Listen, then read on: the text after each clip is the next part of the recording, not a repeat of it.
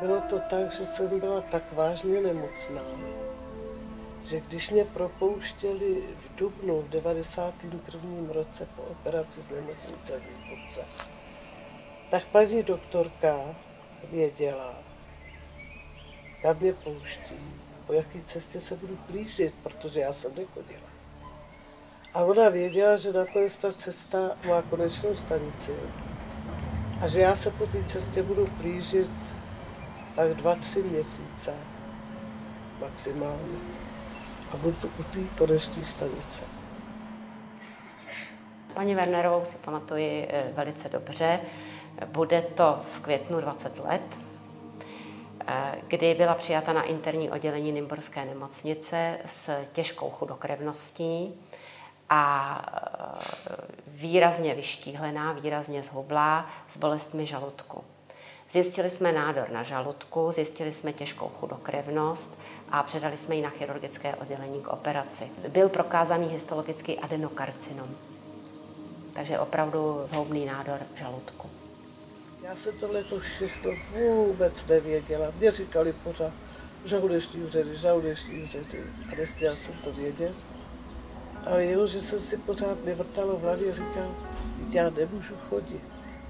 Já jsem takhle hubená. Já nemůžu jíst. Já, když jsem jela do té nemocnice, tak já jsem vypila hrneček čaje. A mě tak nemožně bolel žaludek, to se nedá vypovědět. A když jsem to vyzvracela, musím to tak říct, bavila se toho, tak mě to přestalo bolet. A to bylo tím, že mi ten nádor uzavřel průchod žaludku. A ten žaludek neměl odchod od té potravy a to mě bolelo. Během operace mě chirurgové telefonovali, abych se přišla na sál podívat. V břiše byl velký nádor vycházející ze žaludku, do kterého bylo zavzato duodenum, jakoby tenké střevo. Nádor byl přirostlý k zadní břišní stěně, nebyl operabilní. Při té operaci mi udělali obchvat, abych mohla pít a něco tak jsem tam jíst. Říká se tomu paliativní výkon, aby neumřela hlady.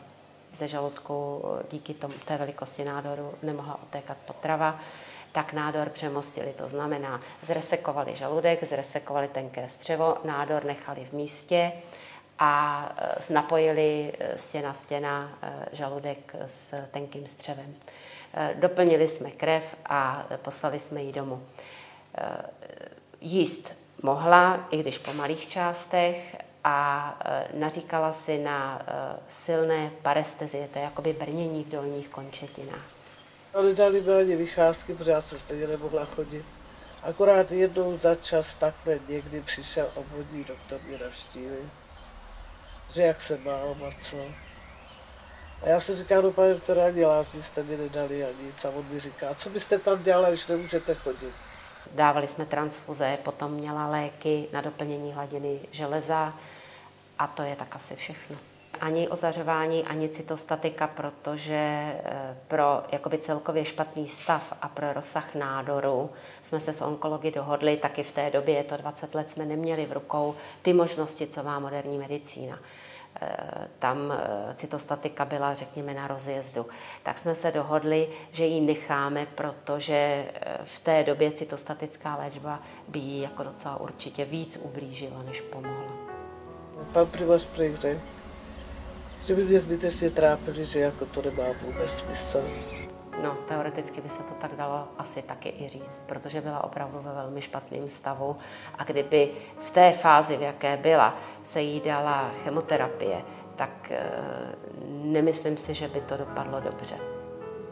Nemyslím si, že by to dopadlo dobře, protože jí chyběly bílkoviny, byl tam takový jakoby rozvrat celého toho organismu. Tak jsme si říkali, dobře, počkáme, jestli ona přežije tady tuhletu fázi, jestli se z toho zpamatuje, tak třeba možná v budoucnosti. Mezičase ona začala chodit za panem Pfeifferem a tak jsme se dohodli, že to zkusíme bez chemoterapie a ono to vyšlo.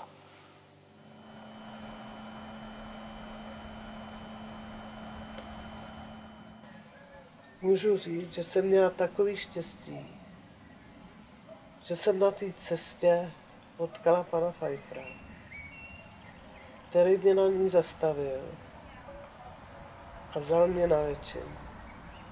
No, ze začátku, v tom 91. roce, tak mě tam Luděk jako zeď vozil 3krát týdně. Pochopitelně mě Luděk nezl v náručí do schodu, do druhého poschodí. Tam si mě s panem Pfeifferem předávali, protože já nemohla. Já vůbec nevěděla, proč tam jezdím. A taky jsem se o to nějak nezajímala, protože já jsem byla v hrozném zdravotním stavu a to všechno omlouvá. A mně v té době bylo úplně jedno, co se mnou udělají. Já jsem z té nemocnice přijela úplně vytlučená, jestli to tak můžu říct, úplně vymlácená, protože to bylo samý výživy v rukou.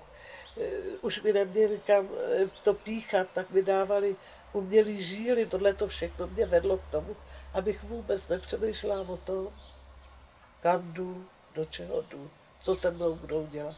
Já byla úplně otupěla.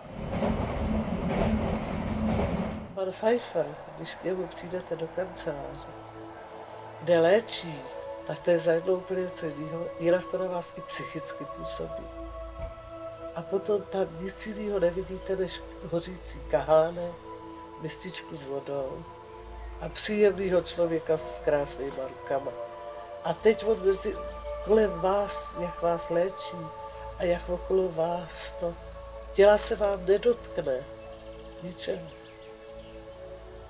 A já jsem si vždycky říkala, jak tohle to může pomáhat. Já to pořád nemohla nějak pozřít, ale na sobě jsem to cítila. Když jsem od něj jela poprvé z léčby, to je taky zajímavý, tak mi řekl, paní Wernerová, nevystavujte se slunci. To by nebylo dobře.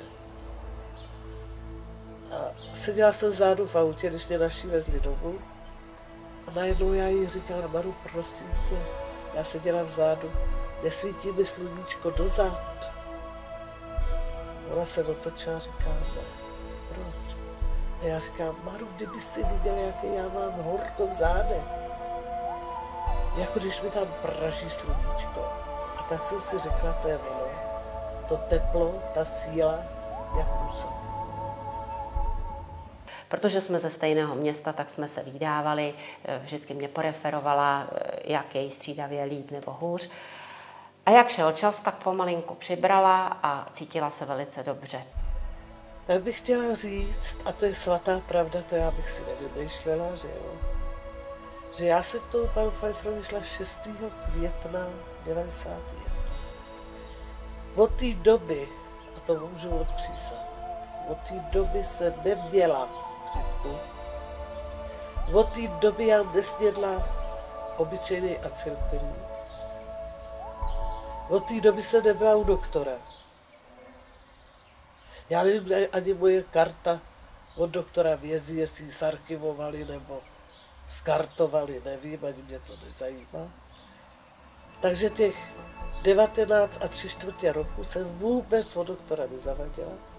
A kdyby nebylo toho, že se mi objevil vysoký krevní tlak, to může být stářím, starostma, a pan Pfeiffer by to upravil, jenomže by to nevydrželo dlouho, tak jsem musela k doktorce. A to jsem šla od jednoho zlatého člověka, pana Pfeiffera, ke druhý zlatý paní doktorce. Jako lékař jsem ji viděla před rokem zhruba, kdy mi pan Pfeiffer poslal pro vysoký krevní tlak. Při té příležitosti jsme se teda dohodli, že zkusíme zkontrolovat, jak to teda v tom břiše vypadá, co se tam děje. To si neumí nikdo představit, jakou ta mi udělala prohlídku. Ta se mi dívala snad i pod nehty. EKG, ultrazvuk.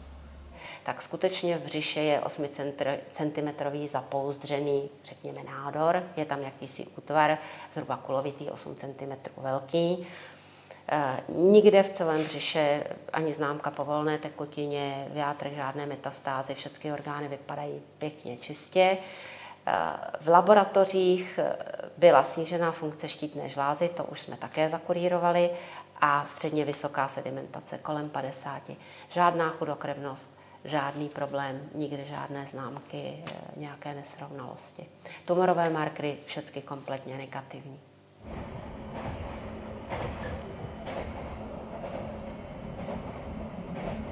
Tam je přísná dieta a to je, že se nemá pít nic tmavého. Jako třeba čokoláda, všechno světlé, co přechází do tmavého.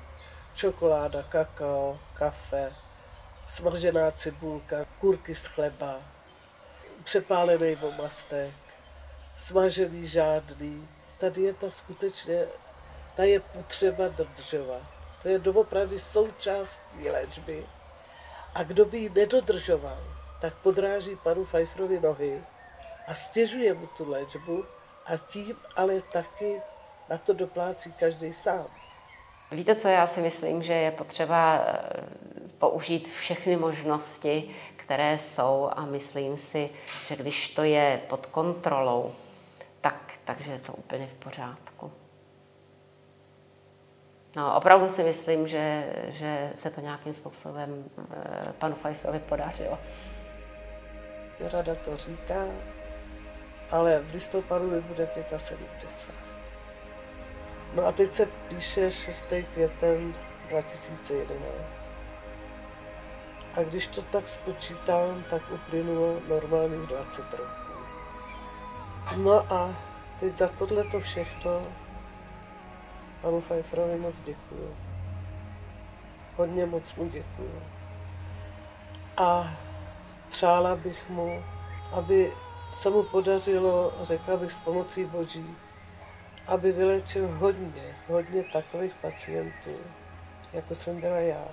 A aby mu tohle všechno vydržel, protože jeho žádný nemůže nahradit. Doktora normálně doktor zaskočí, ale tohle je osobnost, to je jediný člověk, to jako se nedá.